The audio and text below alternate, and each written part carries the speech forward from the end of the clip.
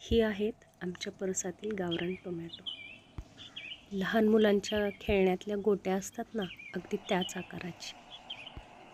दिसायला सुंदर, चवीलाही अगदी तशीच.